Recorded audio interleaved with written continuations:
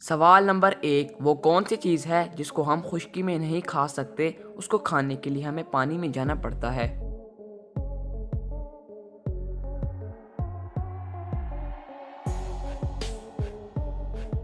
جواب ہے غوطہ۔ سوال نمبر 2، وہ کون سی چیز ہے جس کو کوئی بھی نہیں توڑ سکتا؟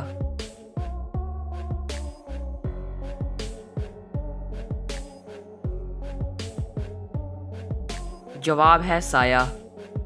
سوال نمبر 3، وہ کون سی گیم ہے جس میں پیچھے رہنے والا جیت جاتا ہے؟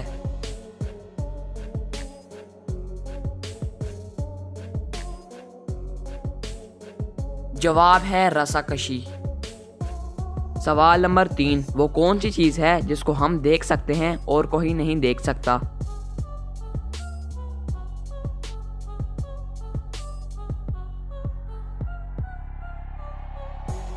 جواب ہے آپ کا خواب۔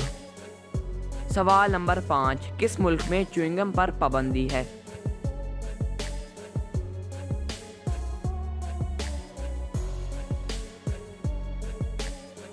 جواب ہے دوستو سنگاپور میں۔